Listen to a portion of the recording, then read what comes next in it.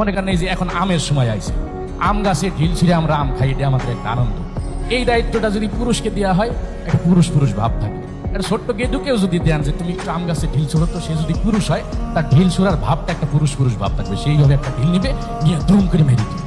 আর এইটা যদি একজন মাতারিকে দেন, সে যতই মোটা তাজা হোক আর যতই উসালম্ব হোক, তার ঢিল ছোড়ার ভাবটা থাকবে, এইভাবে ইটটা নিবে, এইভাবে মার। এর চেয়ে বেশি শক্তি তার গায়ে নাই, ঠিক কি না?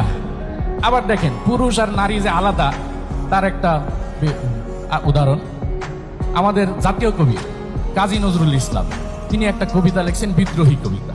এই বিদ্রোহী কবিতাটা কিন্তু পুরুষের সাথে যায়, ঠিক না? কারণ এর মধ্যে একটা বিদ্রোহ বিদ্রোহ ভাব থাকবে, আর বিদ্রোহ জিনিসটাই পুরুষের কাজ। নারীরা কোমলমতি, তারা সহজ সহজ। এই বিদ্রোহী কবিতার ভকাতাই করে যদি আবৃত্তি করতে দিতে হয়, তাহলে ইলিয়াস হাসান বাইরে দিতে হবে, ইয়াসিন হায়দার বাইরে দিতে হবে, ঠিক না?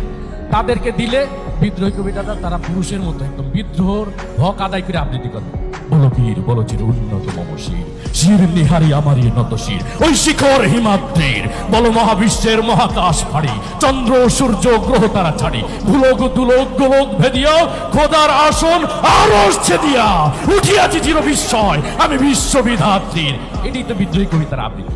এটি যদি একজন মাতারিকে দেন, সে যত শক্তিশালী হোক, তার আবৃত্তিটা বলো বীর বলো চির উন্নত মম শির, শির নেহারি আমারই নত শির, ওই শিখর হিমাদ্রি। এর চেয়ে বেশি শক্তি তাদের গায়ে নাই, ঠিক না বলেন?